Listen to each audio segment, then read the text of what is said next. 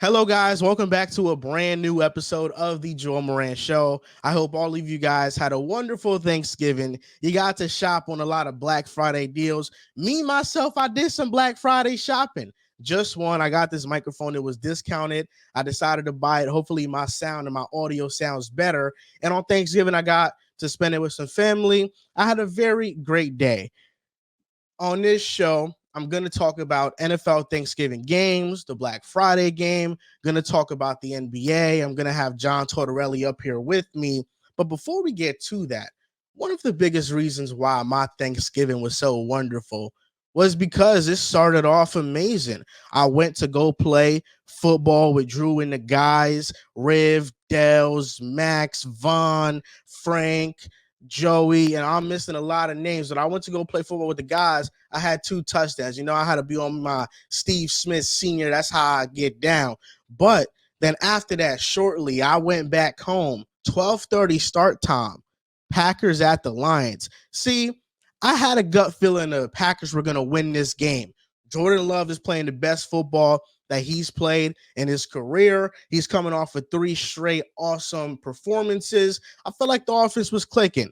I changed my pick last minute. I went with the Lions because I was too scared. You know, I'm trying to maintain my lead in the pick 'em, and I went with the power play. If I'm wrong, we're all wrong. But I should have stuck with my gut because the Green Bay Packers came through and they beat the Lions on Thanksgiving. And you want to know who the star of the show was? Jordan Love. But the broadcast was so disrespectful, they didn't even have a turkey leg waiting for him. He just threw 3 touchdowns. He had 300 total yards, and you didn't have a turkey leg waiting for him? That's disrespectful. But you see, Jordan Love doesn't need that. He doesn't need that validation. And when I'm talking about Jordan Love, it feels so awesome because I've been somebody that's been high on him since the draft. I've been waiting on him to get his opportunity for 3 years. I've had everybody tell me he's not good. He's not a good quarterback off of training camp videos, off of a couple starts. He's not going to be much. I had Drew make a Sam Howell bet with me, and now Jordan Love is leading him, I think, in 3 of the 4 categories. I'm on my way to winning that bet. And if you look at the remaining schedule of Sam Howell and Jordan Love, Jordan Love, I think he's going to win that bet for me with flying colors.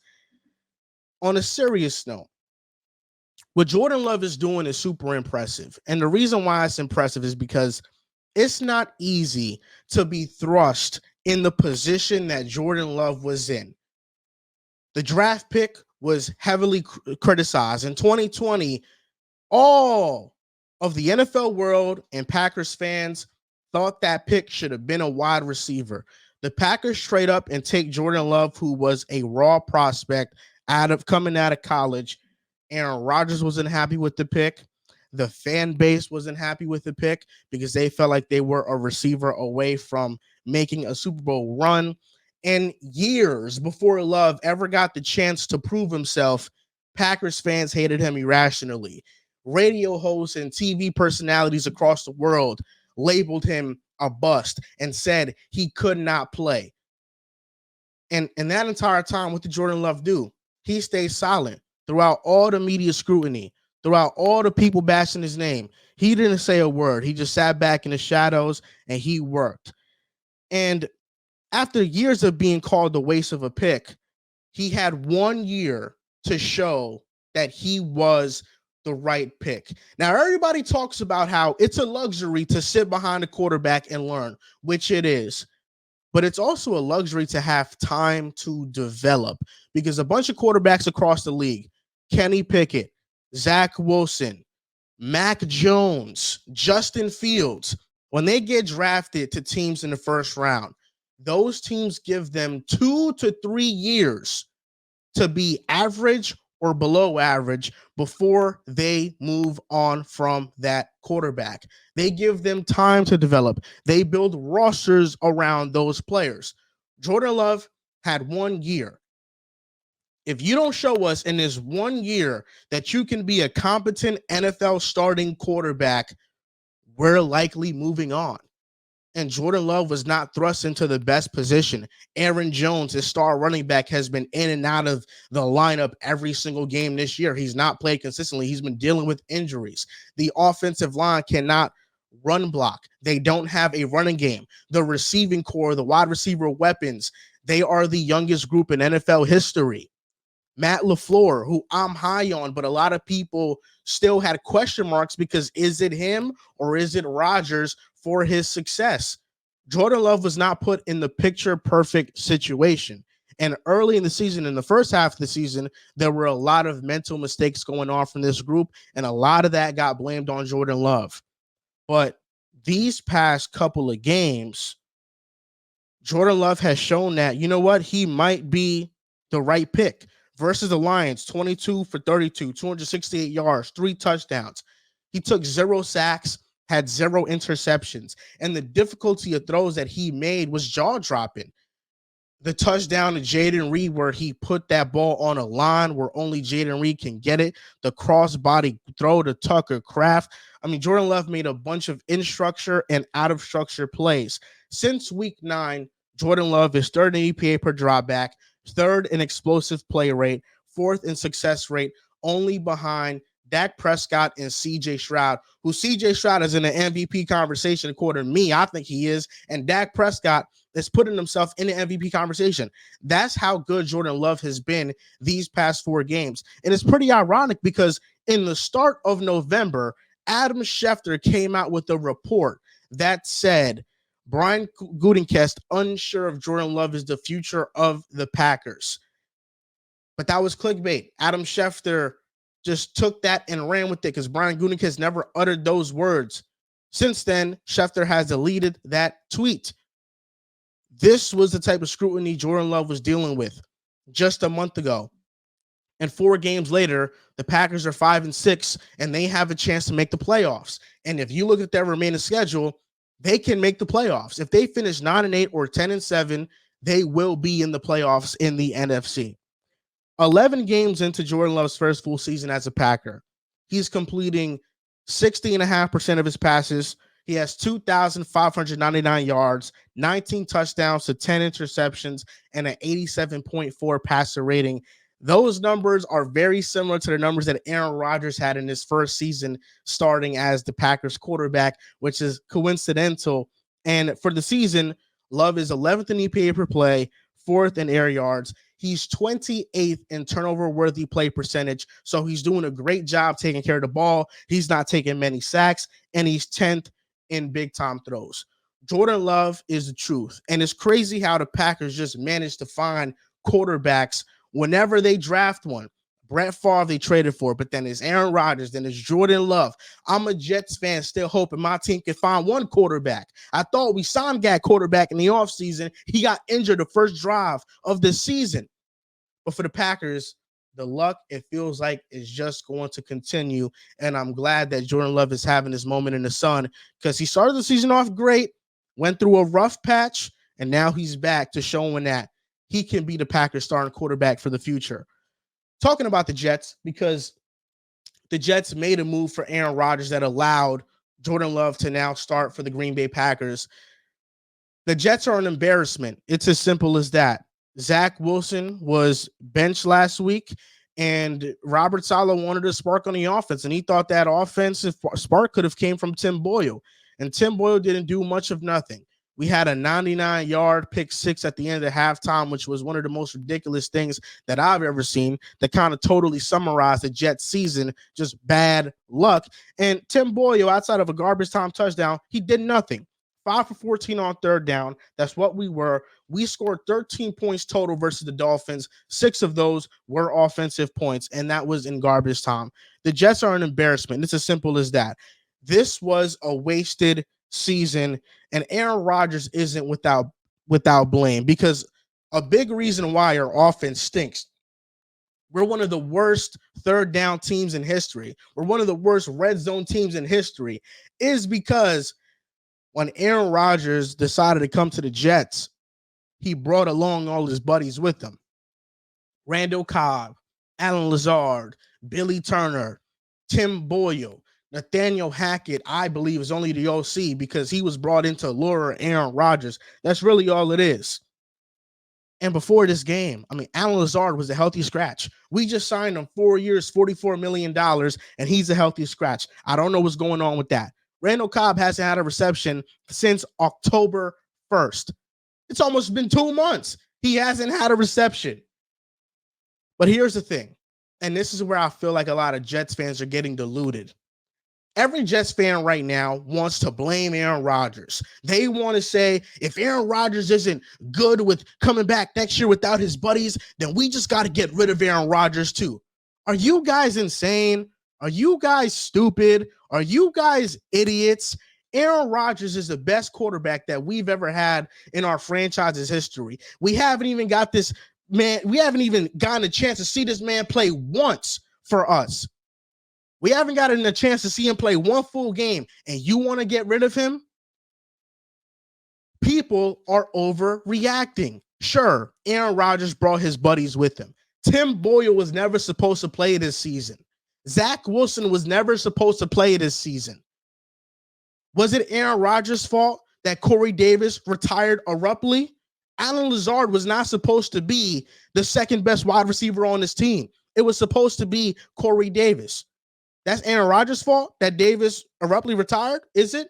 Is it his fault that Elijah Vera Tucker tore his Achilles at Denver, being out for the season? One of our best, if not the best, offensive linemen on our team. Connor McGovern, our starting center, went on IR as well. Is that Aaron Rodgers' fault? All these players that Aaron Rodgers brought with him, Billy Turner, he's on a 1-year deal. He's not going to be back next year, most likely. Randall Cobb is on a 1-year deal. He was not slotted to be our starting slot receiver or the 4th or 5th receiver on our roster. I would say actually the 4th, 5th receiver for sure. Okay, whatever. But he was not slotted to get meaningful snaps for us on a down-and-down basis. Dalvin Cook, sure, he was washed. We traded for him. He's on a 1-year deal, or we signed him. Dalvin Cook's on a 1-year deal. Randall Cobb's on a 1-year deal. Billy Turner's on a 1-year deal. Tim Boyle's on a 1-year deal. The only player that Rodgers brought with him that signed for multiple years, and after the 3rd year, we can get out of it, is Alan Lazard. So let's be realistic here. Aaron Rodgers should still get a chance to lead this team. And if Aaron Rodgers was our quarterback, our offense would not be this bad. Zach Wilson is one of the worst starting quarterbacks in NFL history. Tim Boyle is not an NFL quarterback, not a starter, not a backup, not a 3rd stringer. I don't even think a practice squad. He's not good. Aaron Rodgers would change so much for this offense. He would. He'd fix it. And I understand being upset with the cronies that Aaron Rodgers brought in, but all those guys, let's not act like they're signed for multiple years on end. They're signed on 1-year deals, and they were signed to just bring some familiarity to Aaron Rodgers so he has some players on the team that he's friends with. That's really it. The Nathaniel Hackett one, I understand. But then again, Nathaniel Hackett was not supposed to be coaching Zach Wilson and calling plays for him and Tim Boyle. He was supposed to be calling plays for Aaron Rodgers. If Hackett was the OC for Rodgers, I think we would have been totally fine right now, because really it would have been the Aaron Rodgers show and he'd be calling his own stuff. So I don't understand. I really don't I don't know why everybody's so critical of Aaron Rodgers. Let's be realistic here. His injury ruined everything. It's as simple as that. But had he stayed healthy, the Jets right now would be in firm position to make the playoffs. We're 4-7 right now. Last season, the Jets finished 7-10 with a much easier schedule. What's this year's record going to be? 5-12, 6-11. Really, we're around the same team we were last year because we don't have a quarterback. It's really as simple as that. So when I hear all these fans wanting to get rid of Rodgers, oh yeah, you want to do that and what? If we don't get a top 2 pick, we're not drafting Caleb or Drake May. So you want to shoot for the stars with the Michael Penix Jr.? Are you kidding me? That's idiotic, man. And I don't understand it. The Jets, this is the problem with Jets fans. We get something good and we're cursed and it's taken away from us, but then we don't want to kind of configure that good thing to come to us. What happened was unfortunate. One of the most unfortunate things that I've ever seen. But at the end of the day, we signed Rodgers for a reason. Next year is the final year. We give this man one more chance to stay healthy, to play well this offseason through the draft, through free agency, through trades. We build up the receiving room, we build up the offensive line, and we're in a great position. Let's stop overreacting. All right, moving on to my next segment of the show. I'm going to have John Tortorelli come up with me to talk about the three things that we learned the most from the Thanksgiving and Black Friday games, and also talk about some NBA young up and coming teams, the Orlando Magic and the Houston Rockets, and also talk about Cade a little bit. So stay tuned for that. He's coming up next. Hey, what's up, John? How you doing? I'm good. That was a great rant you had there, and I feel the pain. Tim Boyle had 1 touchdown to 11 interceptions at UConn. They thought that made me better than Zach Wilson. That's a fireable offense. He's terrible, and I think this front office is getting away scotch-free. Robert Saleh sticking with Zach Wilson for weeks. Joe Douglas not getting a quarterback replacement. Carson Wentz was begging the Jets to sign him off the streets. Carson Wentz is way better than Zach Wilson and any quarterback not named Aaron Rodgers on the team, and we refuse to sign him. It's just ridiculous. This front office has gotten no criticism. Well, I'm not going to say no criticism. This front office deserves a bulk of the criticism. That's Joe Douglas for mismanaging the quarterback position, and Joe Douglas. And Joe Douglas, man, my gut feeling about him years ago was that he's not this great of a GM.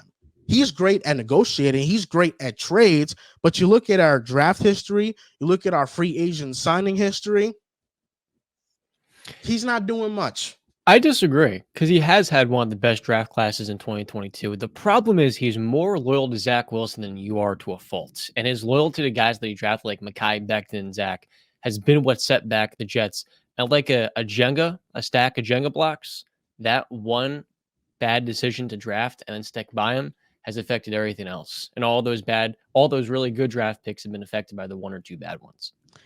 Listen, I don't disagree with you, but look at his draft history. His first ever draft with the New York Jets. None of those players are still on our team outside of Mekhi Becton, who's dealt with injuries, and we still have yet to kind of try to replace him with a competent left tackle. But, John, three things you learned from these Thanksgiving and Black Friday games. What do you got? I don't want to repeat what you said before, but I'm with you. The Jordan Love disrespect went way too far this year. And I think Jordan Love started to expose NFL fans. We tend to build preconceived notions about prospects. Jordan Love didn't play for 3 years. The intention seemed to be he would be Rodgers' successor, and it didn't come quickly enough. So a lot of people, especially people tired of the Packers being relevant, wanted to see him be a bust. So when he had that 3-week stretch where he has 3 interceptions versus the Raiders, they're ready to pounce on him. But when he had the very good games in the first couple of weeks of September, everybody's looking to prop him up. Last 4 games, Jordan Love's played his best football all year long, and we're starting to see the Packers offense come together.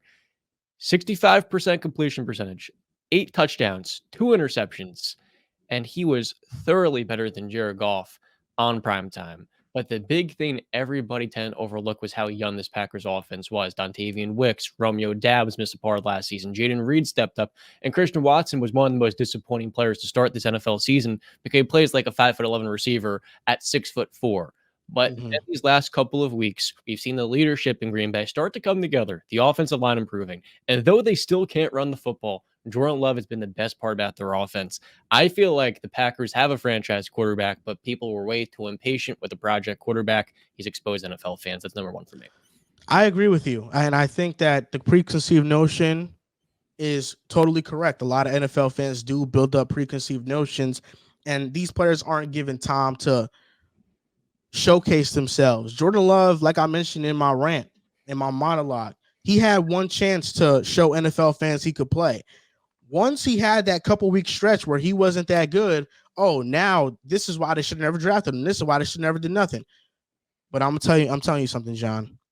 Jordan Love is leading the Packers to the playoffs. I'm with you. The Packers are making the playoffs this year. And when he makes the playoffs, there's nothing that nobody's going to say. And I think Brian Gutekunst is going to keep building up this offense. And this Packers team is good, man. The offense is finally clicking. As Jordan Love is hitting his stride, so are these young receivers. And somebody I've been really impressed by on the defensive side. Rashawn Gary's a superstar, no doubt. Shout out to him. Cheers. Carrington Valentine. For all the listeners of the show right now, I want you guys to really watch Carrington Valentine. Carrington Valentine, amongst players with 200 coverage snaps, is top 15 in lowest passer rating allowed. He plays physical. He plays smart. He recognizes route concepts, and he's able to jump on them. This guy is a good ass player, and there's a reason why the Packers traded Rasul Douglas. It was to give Carrington Valentine, who's a 7th-round rookie, a chance to play, and he's proven them right so far. And when Jair comes back, that's going to be a good cornerback tandem. And to add off your point, the Packers' next 6 games to close out the year: Chiefs, December 3rd. Then they go to New York to play the Giants, Tampa Bay, Carolina, Minnesota. Who knows how Josh Dobbs will be playing then? And then Chicago week 18. They're going to be clear favorites in 4 of those 6 games. But beyond that, the progression by Jordan Love, as a Steeler fan, I appreciate, because our young quarterback has not done that at all. The first start he ever made was against the Chiefs on prime time on a short week. Now we're going to see just how far along he's come against an even better Chiefs defense. And that's going to be the most important game of his career, because it's going to be a clear barometer of how much he's progressed this year. My number one thing that I learned from these Thanksgiving games, the Detroit Lions aren't a top-tier NFC contender. It's as simple as that. Early in the season, the defense was playing well. They were playing, I think, above their talent level. But these past 3 games, they've given up 29 points or more in each of these 3 games. Their first-round rookie, Jack Campbell, the linebacker, he can't cover at all. Aiden Hutchinson is the only pass rusher, but he's very limited in his skill set as a pass rusher. Or I should say, not skill set, but he's really limited in his pass rushing moves and is predictable. Whereas a rookie in Zach Tom, the Packers right tackle, he won that matchup last game because he learned from that first matchup how exactly to stop Aiden Hutchinson. He loves going to the outside, but once he's forced to go inside, he can't really beat you because he doesn't provide much power. He's not that powerful, but he provides speed, so he's able to, get off tackles off the edge. But when it comes to just straight bull rushing, that's not his strength. The Lions are a very weird team. Now, I think Hutchinson's a top 10 edge rusher in the NFL, so I'm not too concerned about him. My skepticism with Detroit comes from a very simple place. I was critical of their draft last year because I thought they built a very good team. The NFC North is a couple of contenders. They're the best team by far at 8-3, but here's the big thing. Them and the Seahawks should have both taken a quarterback. With Geno Smith and Jared Goff, they were fantastic on a really good, really surprising team a year ago. But the issue was, could they sustain that? Next year, Ben Johnson's not going to be around in Detroit. And that is the best offensive coordinator in football that's helped Goff play his best football of his career. First couple of months, Goff has always looked great. I was saying he was the best quarterback in the NFC to start this year as Stafford because that efficient. But the last couple of weeks, we've seen he can't make a playoff of platform at all. And this NFC, who are you going up against? Dallas, San Francisco, and Philadelphia. Goff is going to be under pressure consistently. And for Detroit to have a top 6 pick, I felt like it was a compliment at the pre-draft time to say you need to take a quarterback because they're not going to have the luxury of taking one that high because they're going to be a good team. Beyond that, you look at this draft class, CJ Stroud, Anthony Richardson, and Bryce Young on a rookie contract in the next 5 years, then allows you to fix that secondary, adding players in free agency on top of a Brian Branch or a Cam Sutton, so you can fill out all those other holes. When you're paying Jared Goff $30 million, that's 2 players that can start on your defense at a high level.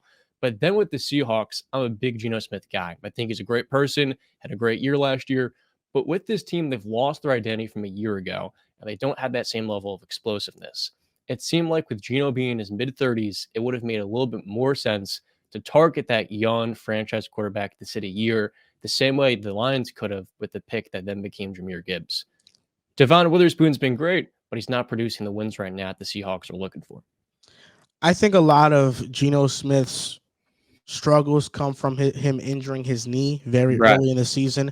I think that's really affected him a lot, and people aren't talking about that just enough. They're just saying, oh, he's regressing, he sucks now. Why? This is why I was skeptical. But I think that knee injury has a lot to do with it because, you need your knee to plant on the ground and make high-level throws, and that's what Geno Smith was making last year. And the offensive line is not giving him any time or the running game any time to make explosive plays.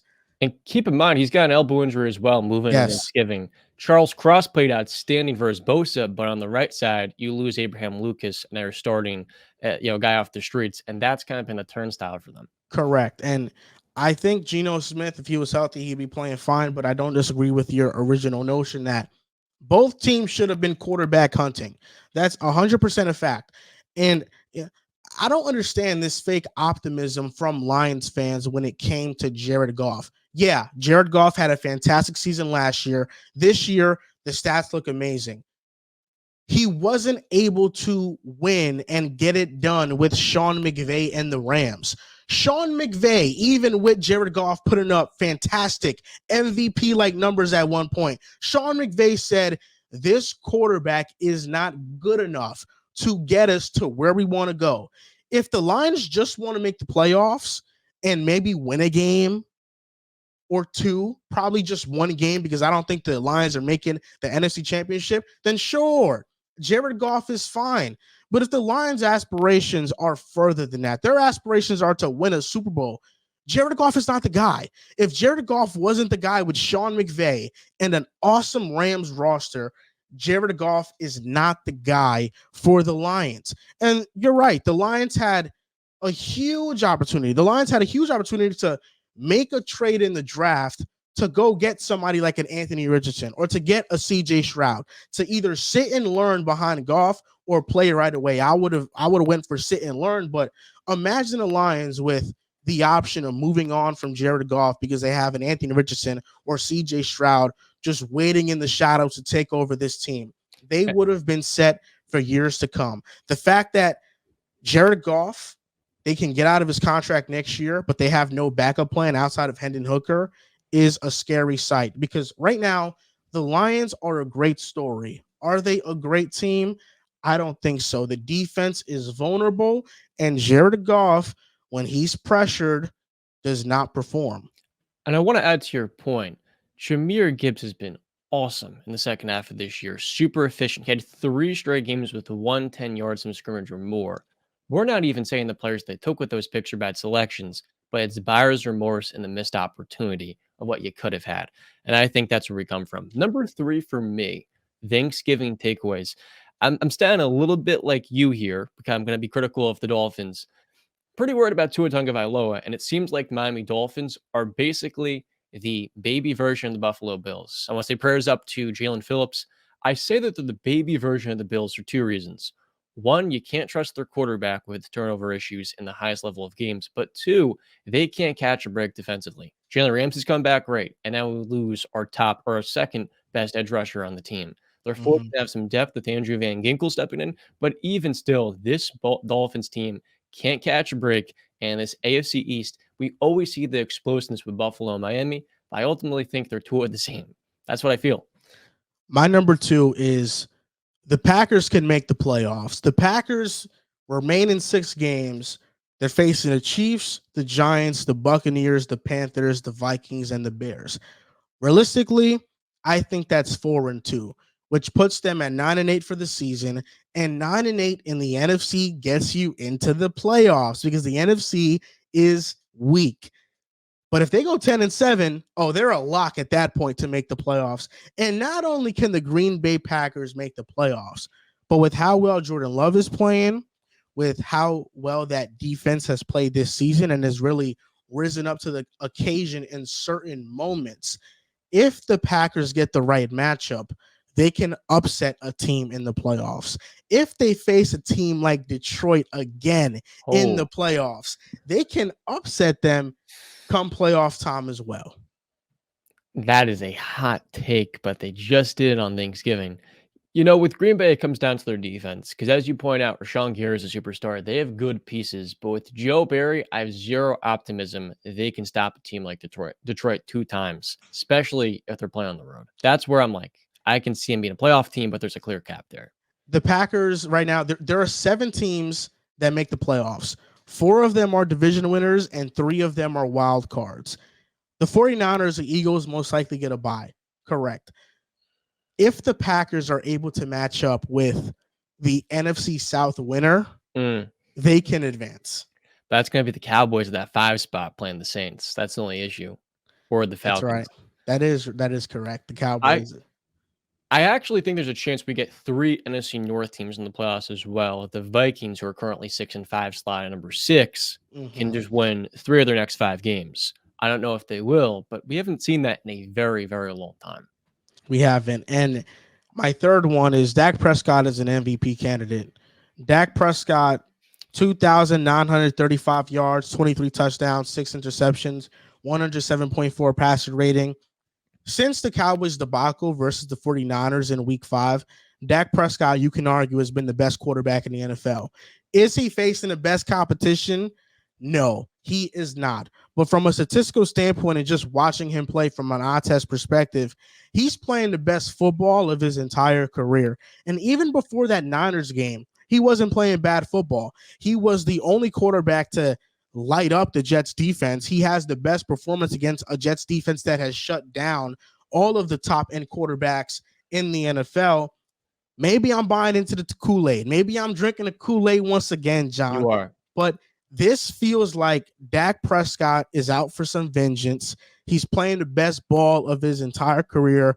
That defense is elite. Deron Bland has really risen and ascended into a superstar with the absence of Trayvon Diggs, which I wasn't expecting. You know, the Cowboys, I've said this all along, versus the Niners, that's a bad matchup. They cannot beat them. But if the Eagles take out the Niners in the second round of the playoffs and the Cowboys can face the Eagles in the NFC Championship game, I think there's a likelihood where they can advance and finally make it out the NFC. The Cowboys are a great football team. And, you know, every so often we have one of these runs, John, you know, where an Eli Manning solidifies himself in the history books. Maybe it's Dak Prescott this year. Maybe after all the years of disrespect, he's been one of the more underrated quarterbacks for a decade now. Maybe this is the year that everything aligns for him and he just gets it done. Lots of talks around him being the lucky one of the bunch. The Cowboys fired Kellen Moore and replaced him with Mike McCarthy as play caller. So far this year, Dak's got a career high in completion percentage at 70%, leads the NFL in touchdowns with 23. And as you basically highlighted, this is the best he's ever looked since breaking his ankle and that compound leg fracture. That being said, the best team the Cowboys have beaten all year long is the 4-6 Los Angeles Chargers. And they've yet to be a team, let alone 500, let alone playoffs, but a team within one game of 500.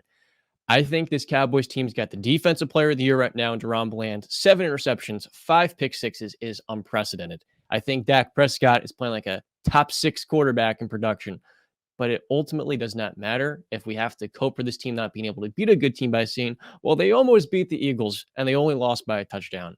Ultimately, to me, I think this Cowboys team is different, but they're also going to end up in the same exact place to me. That's understandable. Before we move on to the NBA topics, can you guess the top 10 cornerbacks that allow the lowest passer rating in the NFL? A minimum of 300 coverage snaps. That's the qualification to meet this top 10. Okay, starting off with Sauce Gardner at number 1. Sauce Gardner's not here. He's not top 10. Jair Alexander. Jair is not here either. Patrick Surtain. He is not here either. It's a lot of names that they're good corners, but they're not the elite of the elite tier outside of one that you recently just named. Okay. Let me go with, I'm thinking of a Saints cornerback who stood out to me, Alontae Taylor. Alontae Taylor's not on here, but he has a teammate that is. Okay, Marshawn Lattimore? It's not Marshawn. Paulson Adebo. Paulson Adebo is number 2. Man, look at me. I'm like 1 of 7 right now. This is rough. You highlighted one elite corner be on the list. I think it's Denzel Ward. Denzel Ward is not here, but he has a teammate on this list. Martin Emerson. Martin Emerson is number 4. Okay. I should be writing these down. You taking note of what I am taking note. I have it. You have number 2 and number 4, Paulson Adebo and Martin Emerson, 2 and 4. Devon Witherspoon. Devon Witherspoon, almost. He's at 11. Damn. Not top 10. Joey Porter Jr. is cooled down. I'm going to go with him. Joey Porter Jr. is not here. Damn, he was early in the year. I'm willing to bet. Trent McDuffie. Trent McDuffie's not here, but he has a teammate that is. L'Jarius Sneed. L'Jarius Sneed is number 5. There you go. AJ Terrell. AJ Terrell is not here. Been a quiet year. Okay, Darius Slay. Shout out to Darius. Darius Slay is not here. Does he have a teammate? Nope. Damn. Oh, I did say Sauce. You said he didn't have a teammate on there. We just talked about one. Mm. You said he's DPOY. Oh, Deron Bland. Deron Bland is number 1. Okay. That's a good one. I didn't think he would be that high on the list. Man. I'm going to go with Ahkello Witherspoon on the Rams. Ahkello Witherspoon is not here. Okay. Do we have any Ravens on here? We do have a Raven on here. Brandon Stevens. Brandon Stevens is number 8. I'll take it. Okay. Any man. There's another corner that lies in the AFC North. Oh, it's from the Bengals. Cam Taylor-Britt. Cam Taylor-Britt is number 7. Nice. That's a good pull. Do we have anybody in the AFC West on this list I haven't previously mentioned? AFC West, that's the Chargers, that's the Raiders, that's the Broncos. Nope, we don't. Wow. Okay. This is really a challenging list because it's a lot of unheralded number 2s. Byron Murphy on the Vikings. Byron Murphy's not here. Damn, that's a rough guess. Steven Nelson on the Texans. He is not here. His teammate and Derek Stingley has been hurt most of the There year. is an AFC South corner that's on here. He plays for the Jaguars. Darius Williams. Darius Williams is number 9. I think he leads the NFL this year in pass deflections. Does he have a teammate on here? He does not have a teammate on here. Damn, I guess Tyson Campbell. Okay. So what numbers have I not gotten so far? I want to write these down if I can. Number 3, number 6, and number 10. I've only got 3. I thought I got Deron Bland too. He's number 1. No, yes, you did get number 1. I said you didn't get number 3, number 6, and number 10. Thank you. Do we have any other Packers on here? No other Packers on I was here. going to say our boy Carrington Valentine. Okay. He's close, but no, he's not here. Huh. Can you give me a division? NFC North. We're thinking of a line. Cam Sutton? Nope, not on the Lions. Okay, definitely not one of his teammates. I'll tell you that much. Packers, we already went through them, right? Yes. Bears. Is it a bear? Yes. Oh, boy. Jalen Johnson, he's a safety, isn't he? No, Jalen Johnson's a corner. Okay. And he is number 3. Oh, it is Jalen Johnson. It's Jalen Johnson. Whew. Okay, that's good. That's good because I was not going to be able to. So now you got 2 more. One of them is a slot, and he plays in the AFC South. Okay, so we've got the Colts, Titans, Jaguars, and Texans. Colts. It's a guy on the Colts, isn't it? It is the Colts. All right. I don't think I'm going to get it. Yeah, man. I can't think of it. It's Kenny Moore. Oh, man. That's a bad one. Kenny Moore is number 6. Anymore. And now you have one more. He plays in the NFC West. NFC West. Seahawks, 49ers, Rams, and Cardinals.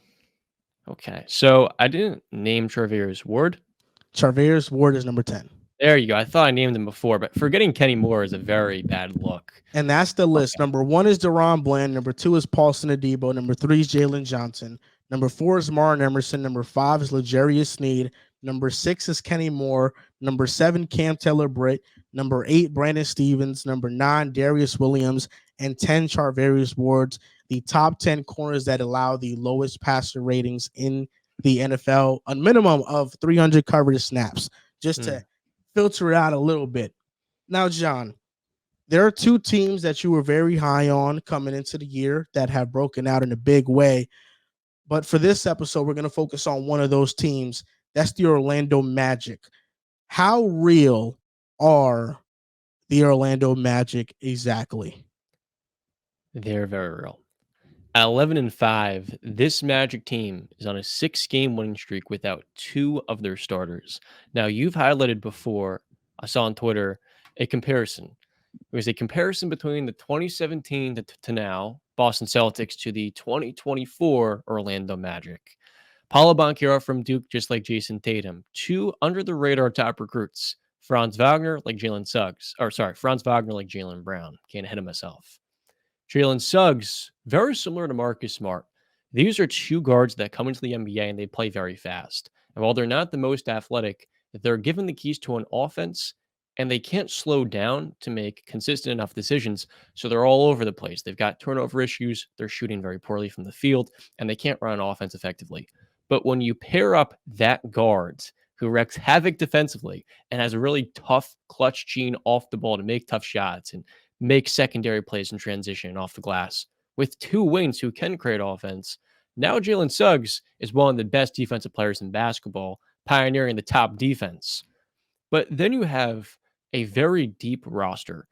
Wendell Carter Jr. reminds me a ton of Al Horford, but he has not played since November 2nd because he's been out the last month. But the point is, they've had Goga Bitadze step up as one of the better backup bigs in basketball. And Mo Wagner last night outscores Jason Tatum with 27 points. Their bench runs 7 guys deep now. And then you look at Jonathan Isaac, who's coming off injuries, has been mostly forgotten about. You don't want to set any expectations on a player who has basically not played since 2020. It's been 3 years. But in 13 minutes per game, John Isaac is playing. Minute for minute, he's been all defensive player, 2.2 stacks a game. So just like that Boston team that had Terry Rozier, Marcus Morris, this Magic team has been able to overcome injuries. Wendell hasn't played in 3 weeks. With Markelle Fultz out, they've won 7 of their last 8 games because they've got Anthony Black stepping up, playing quite well and effectively defensively. And then you've got Cole Anthony coming off the bench, and he gives you a similar punch to a Terry Rozier. The Magic, to me, are a team that still has some issues they need to iron out. They don't have the most shooting, and they need a guard like a Darius Garland, that type of mold to really unlock their offense and take the top off the defense. And until they get that, I think there's going to be a clear ceiling in the postseason. But Magic fans don't care. They want to see a rebuild with direction. And right now, their front office has done what they failed to do after trading Dwight Howard. It's building a team of purpose, a team that's got a lot of upward trajectory, and a team that's one trade away from being a contender in the Eastern Conference. The Magic have impressed me, and they've exceeded a lot of the expectations that I had early in the season. What's so impressive about the 6-game win streak is they beat the Celtics, which they've always kind of had their number. So maybe we can put that to the side a little bit, but that's still an impressive win. They beat the Nuggets. They beat the Raptors, who the Raptors are a good basketball team. And That's right. the most impressive thing of them all was last week going up against the number 1 offense in the NBA. The Magic are the number 1 defense. You're going up against the Pacers, number 1 offense, who they've been able to torch a ton of defenses this year. The Pacers looked outmatched. The Magic shut them down defensively and really gave it to them. And that was when it clicked for me. I'm like, okay, wow, this defense is real. This defense is really real. You mentioned Jalen Suggs, who the reason I made that Boston Celtics comparison is because it gives me the same feeling where you have 2 all-star caliber wings in Paolo Banchero and Franz Wagner, who Paolo can be all NBA. He can be one of those top players in the league. Marcus Smart and Jalen Suggs is a perfect comparison. Both guys, top 10 picks. They were heralded with the responsibility of changing around a franchise and being that franchise's point guard of the future. But we noticed very early on, Marcus Smart's probably not a true point guard. He's a tweener. Yeah. His shot isn't going to fall. He plays defense. He plays hard, but that jump shot is the big question mark. Same thing with Jalen Suggs. He was drafted highly. His offense didn't get going. He played defense, but the concern was the shot. And now, as his shooting starts to be more consistent, as he starts to really carve his role into this Magic rotation and be their heart and soul, it's done wonders for their team. Jalen Suggs is the heart and soul of the Magic. He's a big reason why they're the best defense in basketball. But it's also those guys you mentioned, like Goga Bitadze stepping up, Cole Anthony off the bench, Mo Wagner. I mean, they got a ton of depth and a ton of guys that can just slot in and play at a high level. And I think when it comes to this team, the exciting part about it is you have a clear pathway of growth with the development of Paolo and Franz. And those 2 guys and how they develop can take you very, very far. And so far, this doesn't feel like a team that is going to kind of plateau because they understand their identity, they understand how they play, and they just got too many good players. They overmatch teams from a talent perspective. And they also overmatch teams physically. This year, the Magic get to the foul line more than any other team in the NBA. So, Mhm. what are some ways we can overcome being 27th in three-point shooting at 34%? We get downhill a lot. We don't finish the best, but then we get to the foul line. We also get the eighth most offensive rebounds in the NBA. And I mentioned Goga Batadze. When he's been on the floor with their starters, the Magic are 14 points better per 100 possessions. Why is that?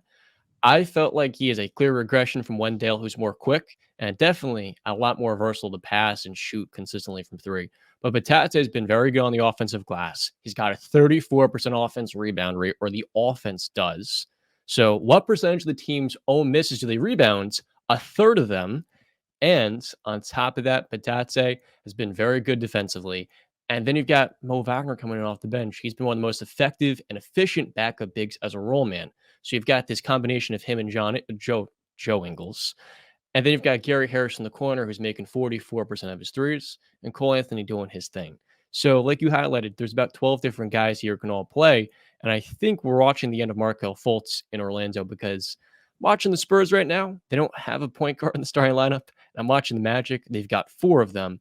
And it's quite clear to me with how well Jalen Suggs is playing. He's making 36% of his threes. That's a 15% increase from his rookie season.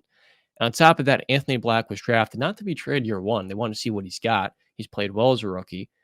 They drafted him to be a 6'7" jumbo guard. And so for Markelle Fultz, who's been a fixture in this team starting lineup, they no longer need him.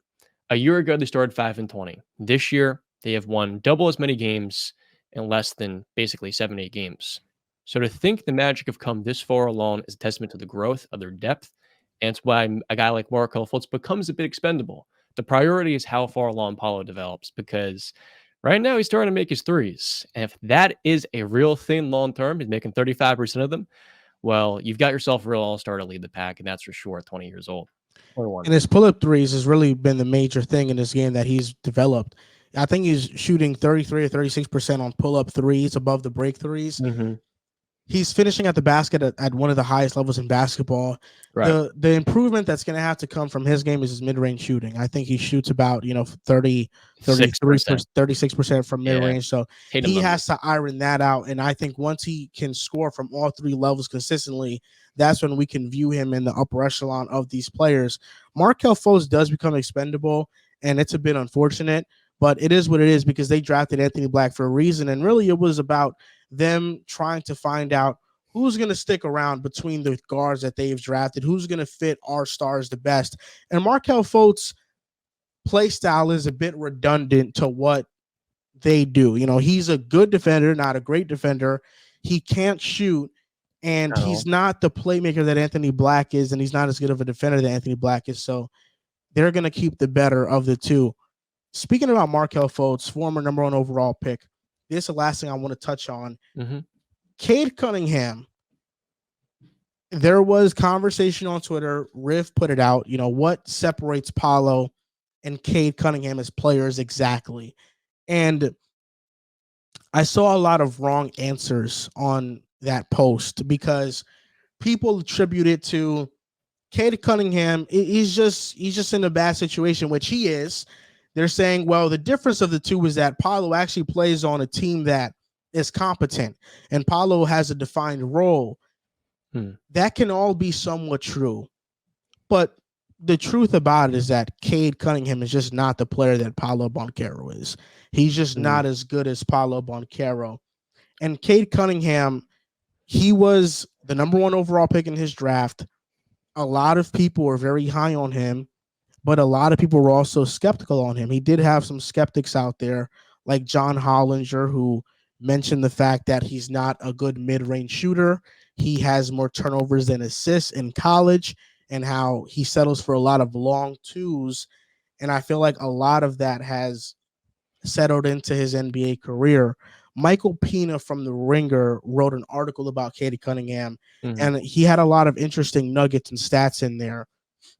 Cade Cunningham ranks amongst the 30 highest usage percentage players because Cade Cunningham has a high usage. His free throw rate amongst the 30 highest usage percentage players, 28th in free throw rate, 29th in true shooting percentage, 30th in PER, Yeah. and 30th in box plus minus. People will attribute those advanced numbers or those statistics to a bad situation, but I don't think everything is just situation. I think some of it also is just who you are as a player. He leads the NBA in turnovers per game at 4.8 per game. It's a lot. He's ninth in shot attempts per game, yet he's 34th in points.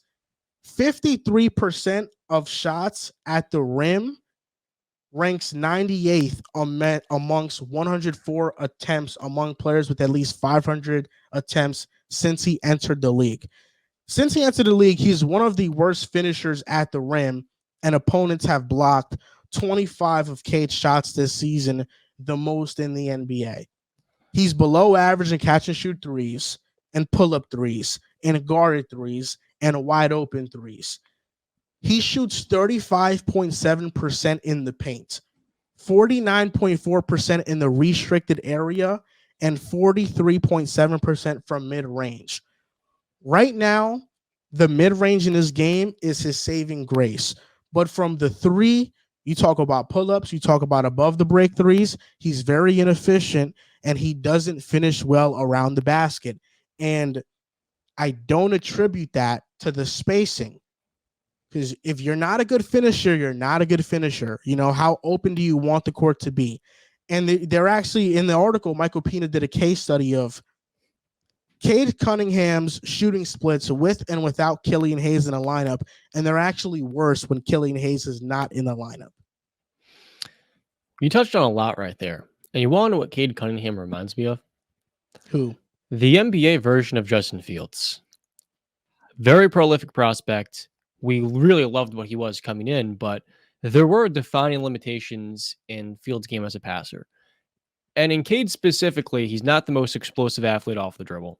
So when you put him in a lineup with three non-shooters, I think that's a fireable offense. Troy Weaver's developed, he's accumulated young talent. He's also starting Killian Hayes in year 4, alongside Asor Thompson and Jalen Duren. And the best shooter in that starting 5 is Isaiah Stewart. But part of the problem is Detroit has 4 shooters in their team. Joe Harris, Bojan Bogdanovic, Monte Morris, and Alec Burks. The first 3 guys I mentioned have basically not played this year. Joe Harris has not looked the same. He virtually has not. Alec Burks is playing 10 games. Cade has 0 shooting alongside him. And so, as you point out, we have different stats. I'm using clean the glass. He's shooting 51% at the rim. But what is the difference between him and Paulo and me?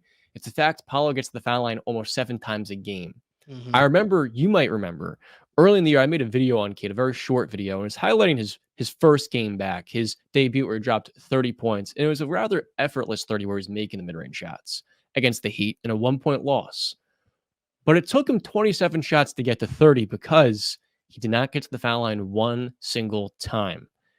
I believe a lot of his issues could be smoothed out if he actually driving lanes and he wasn't going into a crowd of 3 defenders. But it would also help if the Pistons established a real starting lineup so that there's not just spacing, but actual good shooters and actual good defenders. Part of why Jaden Ivey does not start is because these guys cannot guard at the point of attack. And it's really unfortunate because the Pistons, they're in year 4 of their rebuild, and right now they're 2-14.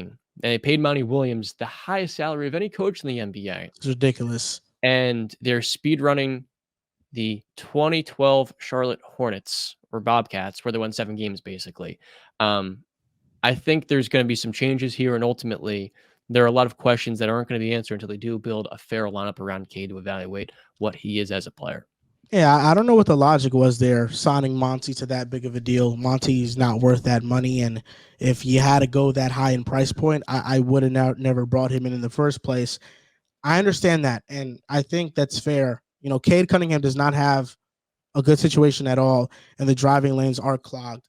But I think him not getting to the free throw line is due to him not being aggressive enough driving to the basket. You know, he gets to the line twice as less as a guy like Paolo Banchero.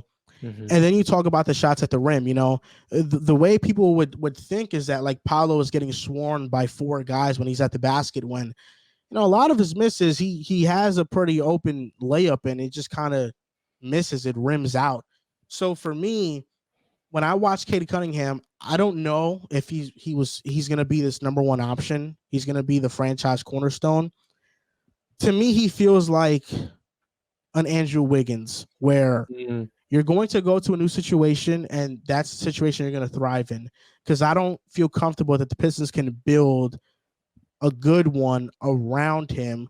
And mhm. I don't think Cade is the level of player, the tier of player that can overcome the deficiencies that the team has. Right. Because a player like Luka Doncic, who he was compared to A lot. pre-draft, Mm, he can cover up for a lot of the holes. But a guy like mhm. Cade Cunningham, he won't be able to. This was a damning stat, and I know people don't love advanced statistics, but I think they're worth mentioning, and I It think was it's good. It's a good case study. Cade Cunningham's PER compared to other number one overall picks is alarming. These number one overall picks had a PER below 15 after their second or third season. Purvis Ellison, Kenyon Martin, Kwame Brown, Andrea Bargnani, Markel Fultz, Micah Olowokandi, Anthony Bennett. Currently, Cade Cunningham has a PER below 15 for his career. So he'd be grouped into this category of number one overall picks. that It's is not shocking. it's not a very promising group of players to be grouped into for the long-term outlook of what he will be in his career. It's bizarre, and I think the efficiency drags it down for Cade. He is the outlier in that group to me. I don't think everything in Detroit is as doom and gloom as the record indicates. I actually think the Monty Williams hire was a very good move for the franchise because you saw what he did in Phoenix in 2019. But as you highlighted with Cade, I think it comes down to a very simple thing. You said Andrew Wiggins in my comparison. We did overrate Cade coming out of the draft. We said he's a 6'8" point guard, do it all. He's making 29% of his pull ups. Luka is a better pull up shooter. But a guy like Luka is so incredible at initiating and playing through contact that, I mean, a guy like Mikal Bridges has no answer for him. And Cade is just not on that same level. And so often when we're looking at prospects, we tend to overrate them depending on how bad the situation the team he's going to is because he can be the savior to fix everything. And fortunately, Cade had a lot of hype coming to the draft when he was a really good prospect, but he was not a shoo-in like a Luka Doncic. He was not a EuroLeague MVP at 18, 19 years old. And because he doesn't play at that same level of power and he doesn't have that same skill level, all of these issues have seemed way more dramatic. I just think they've got to build a better team. Maybe he's better off being a number two. I think that's totally okay. Let me ask you something. Between Tyrese Maxey and Cade Cunningham, who would you take long term? Oh man, if you asked somebody this question 6 months ago, it'd be a no-brainer, Cade. But Tyrese Maxey's improvement is something you so seldomly see. Not only did he go from 30% from three to 43% the last 2.5, 3 years, he went from being a okay isolation score, mediocre playmaker that was averaging less than a turnover a game, nothing special to this year. He's averaging 7 assists in this offense. I think a lot of that, though, is a byproduct of Nick Nurse's system playing to Embiid more. They've unlocked everybody's best elements, like Tobias Harris is a good example of that. But with Tobias Harris's complementary value, I think right now it's a very fair discussion. The question, I think right now I'd rather have Tyrese Maxey, but it's not a shot to Cade. And it's also very early to say that. I'm not out on Cade. I just think Tyrese Maxey established himself as like a top 30 player in the NBA. I'm not out on Cade either, but the way I see it is if I swap out Maxey for Cade Cunningham on this current Sixers team, Mm-hmm. do I think they're better? I They're don't think worse. so. I think Tyrese Maxey has developed so much as a shooter, is an explosive athlete, can finish around the rim well, can hit a mid-range shot, can play make well, and not have high turnover numbers. He's How would he doubled his look like assists. in a situation like Detroit? We don't know, but I'm willing to bet that Tyrese Maxey's just better for the Sixers, and given his skill set, I'm going to trust that in the numbers that back it up. He also gets the foul line more too at that size. He does. For all of you guys that are watching, sorry, you had something to say, John? He's only a year older than Cade too. Yeah, they're pretty much the same age. They're in the same draft class. Yeah. No, Cade was a year after, but Oh, okay. I see. I yeah. see. For all of you guys watching right now, Next episode, we will talk about the Houston Rockets because John is the one that thought the Rockets can make noise when everybody did not. So next episode, we will be talking about the Rockets. But for this episode of the Joel Moran Show, that's going to do it. As always, make sure you guys go to Spotify, Apple Podcasts, you rate the podcast, you write a review, you subscribe to the YouTube channel, and comment down what you thought of these NFL Thanksgiving games and what you think about the outlook of the Orlando Magic. John, I want to thank you for coming on. Thank you guys for watching, and I'll see you guys next time.